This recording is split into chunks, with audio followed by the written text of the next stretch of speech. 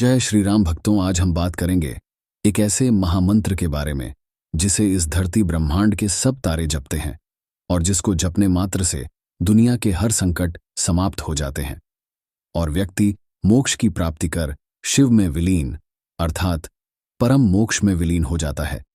यह महामंत्र खुद ब्रह्म विष्णु महेश जपते हैं। इसी के बारे में विस्तार से हम आपको बताएंगे। वीडियो शुरू करने से पहले हर हर महादेव कमेंट में जरूर लिख देना और अगर आप हमारे चैनल में नए हैं तो जल्दी से चैनल को सब्सक्राइब करके बेल बटन दबा के रखिएगा, जिससे इसी प्रकार की खास जानकारी आपको मिलती रहेगी। तो दोस्तों, एक ऐसा महामंत्र जिसे ब्रह्मा विष्णु महेश रामकृष्ण भी जपते। अगर उस महामंत्र को जपेंगे तो भगवान रामकृष्ण, शिव, ब्रह्मा विष्णु जी जितनी शक्तियां आपके अंदर भी आ जाएंगी और जो आप करना चाहेंगे वह कर लोगे। जो आपकी इच्छा होगी वह पूरी हो जाएगी और आप सबसे बड़ी बात, उस महामंत्र को जपकर आप इसी जन्म में ईश्वर को प्राप्त कर लेंगे।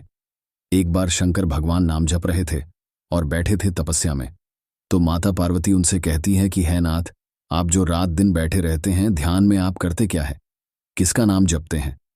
तो शिवजी भगवान ने कहा कि मेरे आराध्य तो राम जी हैं, मैं राम जी का नाम जपता हूं। तो पार्वती के मन में कुछ शंका हुई, तो पार्वती ने कहा ठीक है, राम जी के पास चलते हैं। तो राम जी किसको जपते हैं? अगर आप राम जी को जपते हैं, जब उन्होंने पूछा कि आप किसको जपते हो, तो राम जी ने कहा कि मैं तो शंकर भगवान को जपता हूं, शिव को जपता हूं। शिव की पूजा किए बिना अगर कोई मेरी पूजा करता है तो वह मुझे स्वीकार नहीं होती। तो माता ने कहा यह तो कह रहे कि मैं शिव को जपता हूं, ये चक्कर क्या है कि राम शिव को जपते हैं और शिव राम को जपते हैं। फिर इस गुत्थी को सुलझाने के लिए वह विष्णु जी के पास गए। तो विष्णु जी से पूछा कि आप किसको जपते हैं? तो विष्णु जी ने कहा मैं तो ब्रह्मा जी को जपता हूं। वह और चक्कर में पड़ गए। ब्रह्मा जी के पास गए तो ब्रह्मा जी से पूछा आप किसको जपते हो? ब्रह्मा जी ने कहा मैं शिव को जपता हूं। यानी कि सारे भगवान कह रहे हैं कि मैं शिव को जपता हूं, मैं राम को जपता हूं, मैं विष्णु को जपता हूं। तो ऐसा आखिर कौन सा महामंत्र है जो हर कोई जप रहा है? ये सबसे पूछकर माता पार्वती और भी शंका में पड़ गई और सोचने लगी कि सब एक दूसरे को ही जप रहे, तो इसका क्या मतलब है? उन्हें परेशान देख शिवजी इस सृष्टि के भगवान मंद मंद मुस्कुरा रहे थे। तो माता पार्वती के मन में और शंका उत्पन्न होने लगी। तो इसी शंका का समाधान करते हुए शिवजी बोले, हे पार्वती, मेरी बातों को जरा अब गौर से सुनो और सुनकर इसे गुणो। तब शिवजी ने बताया कि हे देवी, ना वह राम को भजता हूं, ना यह कृष्ण को भजता है, ना वह ब्रह्मा को भजता है। हम सभी एक ही महामंत्र को जपते हैं और वह महामंत्र सभी प्राणियों में, सभी जीवधारी में वह महामंत्र है। जितने भी लोग इस धरती पर रहते हैं सबके अंदर वो महामंत्र चलता रहता है, पर भजता कोई नहीं। लोग उस महामंत्र को जानते नहीं हैं जो महामंत्र कण कण में विद्यमान है। जिस महामंत्र से पूरी सृष्टि की रचना हुई है, हम सभी उसी महामंत्र का ध्यान करते रहते हैं। उस महामंत्र का ध्यान करने से ही इंसान अपने लक्ष्य को पूरा कर सकता है, भगवान को पा सकता है और सभी भगवान में एक हो सकता है, अपनी सभी मनोकामनाएं पूरी कर सकता है। जो व्यक्ति इस महामंत्र का जाप करता है, समझ लो उसने सभी वेदों का, सभी शास्त्रों का अध्ययन कर लिया, उसने सब कुछ जान लिया। तो माता पार्वती ने पूछा कि हम सब में कहाँ है वो महामंत्र? तो शिवजी जी ने कहा कि श्वास एक ऐसी वस्तु है जो सब प्राणियों में समान रूप से है और हर पल वह सांस चलती रहती है। और जैसे ही इंसान पैदा होता है तो पैदा होते ही उसे श्वास दी जाती है और जैसे ही उसकी मृत्यु होती है तो वह श्वास उससे ले ली जाती है। और वही श्वास हम सब के अंदर भी है, सभी भगवानों के अंदर। तो वो श्वास ही महामंत्र है। अब वह श्वास ही महामंत्र है, इसको जानेंगे कैसे? कबीरदास ने कहा है कि ना, मैं भ्रकुटी भंवर गुफा में, ना मैं मंदिर मस्जिद में, मैं श्वासों की श्वास में। अब महामंत्र ये तो पता चल गया कि श्वास है।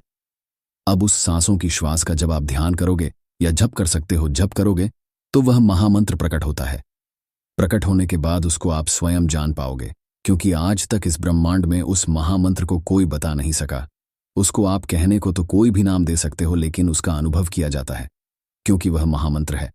उसकी तुलना में इस पूरे सृष्टि पर कोई भी मंत्र है ही नहीं, क्योंकि महामंत्र वही होता है जिसकी तुलना किसी दूसरी वस्तु, दूसरी चीज, दूसरे मंत्र के साथ ना की जाए। तो अब आप सांसों का ध्यान कैसे करेंगे? प्रश्न ये उठाता है। श्वासों का ध्यान तो आप ऐसे भी कर सकते हैं कि आप देखते रहो आपको श्वास आ रही है, जा रही है, आ रही है, जा रही है, लेकिन ऐसे करना मुश्किल होता है। लेकिन हम आपको बताते हैं कैसे करना है। अब आप ये देखिए कि खुद हमारी सांसें एक मंत्र का जप करती रहती है, जिसे सोहम कहा जाता है। ये बिल्कुल प्राकृतिक रूप में हर एक आदमी की सांस में सोहम चलता रहता है, और सोहम का अर्थ है शिव शक्ति के साथ। तो आपकी सांसों में प्राकृतिक रूप से आवाज आती है। सो की आवाज तब आती है जब आप सांस अंदर लेते हैं और छोड़ते समय हम की आवाज आती है। आप अभी खुद चेक करिए कि सांस लेते समय सो की आवाज और छोड़ते समय हम की आवाज, ये बिल्कुल प्राकृतिक रूप से होता रहता है, और बस इसी चीज को भजना है, यानी कि शक्ति। तो आपकी सांसों में है ही शिव और शक्ति दोनों है। अगर आप शिव और शक्ति दोनों का ध्यान करेंगे तो भक्तों समझ लीजिए, इससे ऊपर कोई महामंत्र दुनिया में है ही नहीं। जब आप शिव और शक्ति का ध्यान करते रहेंगे रात और दिन लगातार निरंतरता से, तो आपके अंदर भी शिव और शक्ति के बराबर सारी की सारी शक्ति आ जाएंगी। आपकी मनोकामनाएं पूरी होने लगेगी। लेकिन महामंत्र का नाम क्या है, जो कण कण में विद्यमान महामंत्र है, जिसको आप राम नाम भी कह सकते हैं, जिसको आप सोहम भी कह सकते हैं। लेकिन महामंत्र इनमें से ही प्रकट होगा, और हर व्यक्ति को उसका महामंत्र अंदर की गहराइयों में खुद ही भगवान बताते हैं।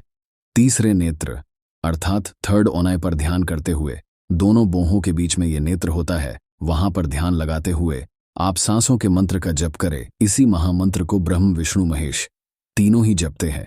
जब आप अगर अपनी सांसों के साथ राम राम का ध्यान करते ऊपर श्वास और राम नाम का जाप करेंगे, तो यह जाप श्वास को पकड़ने के लिए ही होता है। इसीलिए साथ में जप करना मत भूलना, सोहम मंत्र का या फिर राम मंत्र का। सांस क्योंकि यह प्राकृतिक रूप से आती है, तो भक्तों सभी भगवान ब्रह्मा विष्णु महेश राम कृष्ण इसी सोहम मंत्र का ध्यान करते हैं, जो हम सबके अंदर है। उसका ध्यान करते करते ही आपको सारी शक्तियां अपने आप मिल जाएंगी, और वो महामंत्र का पता भी आपको अपने आप ही चल जाएगा, क्योंकि यह बताने की वस्तु नहीं है। सोहम के बारे में शास्त्रीय कहता है कि सोहंग शब्द परमात्मा भेद भ्रम नहीं ले जाके महिमा नित बजे, वेद शारदा शेष यानी कि वेद शारदा और शेष यानी कि महेश तीनों ही इस मंत्र को जपते हैं, सोहम को। अब आपको अच्छे से समझ में आ गया होगा, तो आप भी इस मंत्र को जपना शुरू करें, मंत्र को, और अपनी हर मनोकामना को पूरी करें। अपने वाणी को विराम देते हैं। जय श्री राम। और कोई भी प्रश्न हो तो कमेंट बॉक्स में अवश्य ही लिखिएगा, हम उसका उत्तर देंगे। जय श्री राम। वीडियो को शेयर जरूर कर देना। हर हर महादेव।